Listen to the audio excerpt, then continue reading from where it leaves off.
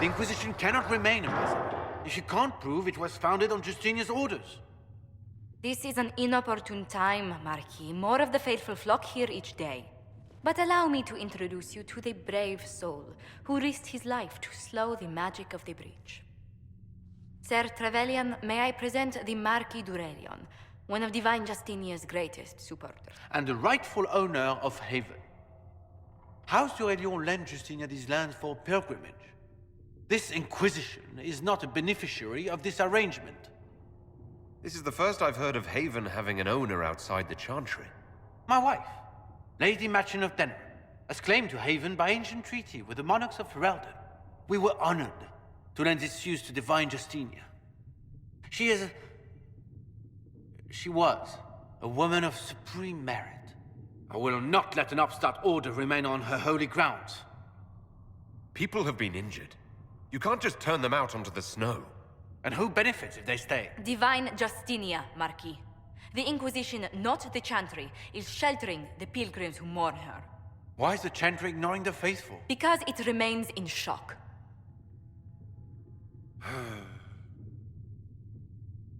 We face a dark time, Your Grace. Divine Justinia would not want her passing to divide us. She would, in fact, trust us to forge new alliances to the benefit of all, no matter how strange they might seem.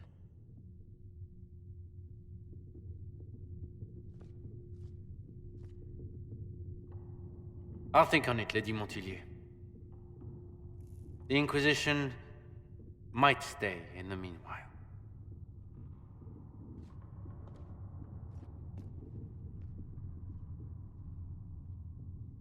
Do the d'Aurelions actually have a claim on this place? His Grace's position is not so strong as he presents it. Despite their Ferelden relations, the d'Aurelions are Orlesian. If the Marquis wishes to claim Haven, Empress Selene must negotiate with the Ferelden on his behalf.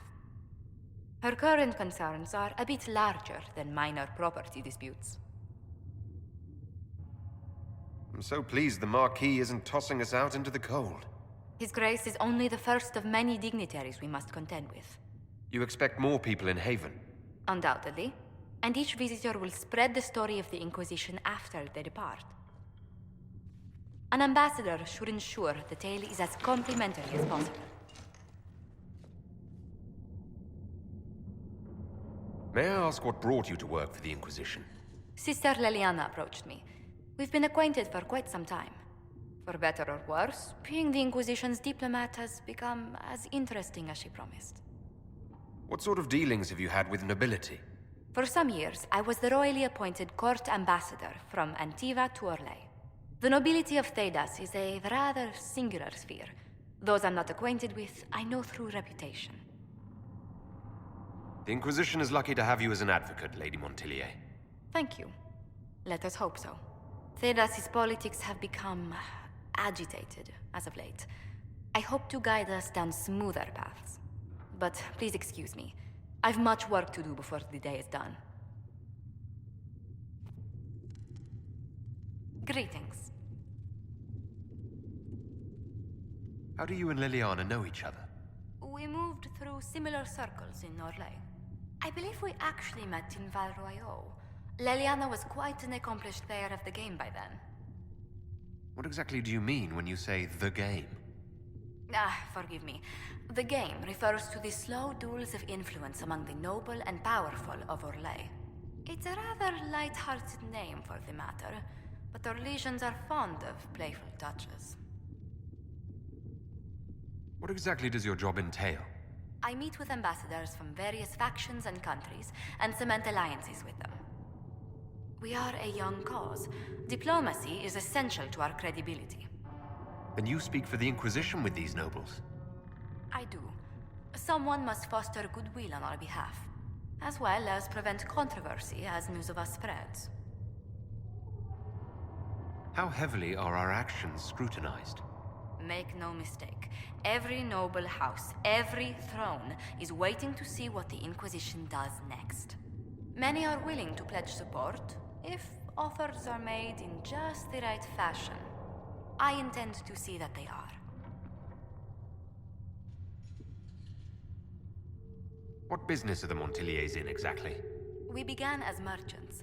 My ancestors founded the first trade routes to Rivain. We once sent entire fleets across the waking sea. But not anymore. Ah, no. These days, our vessels are a touch more modest. I'd swear our families have met before. Perhaps. Everyone of distinction in the Free Marches attends Lady Trevelyan's summer balls. Great Aunt Lucille always did love a party. I don't recall seeing you at any of them. Attend one ball and you'll fend off invites for a dozen more. That reminds me. The Herald of Andraste has received several invitations from the curious. To parties? How many am I getting? Only 17 this month, I'm afraid. What did you do before coming here? I had the great honor of serving Antiva's crown as ambassador to Orlais. I'm also first in line to become the head of House Montilyet, though my siblings attend to our mercantile affairs. How strong are your past loyalties? I would never have given up my position if I did not intend to fully commit to the Inquisition. We cannot fall back on borders. Antiva is as threatened as any country by the rebellions. If anything, the alliances I forged there may help our current cause. Do you think the Inquisition will continue after we seal the breach? If we prove ourselves by healing the breach, people may turn to us for other things. Protection, counsel, justice. The Inquisition offered these once to those in need. Tell me, do you believe I was saved by Andraste at the Temple of Sacred Ashes? I should much like to believe so, Your Worship. The miracles Andraste performed were so long ago, they're difficult to picture. If it were truly her and the Fate who saved you... Well, in any case, many already believe you walk in the Maker's light. Let's speak later. Goodbye.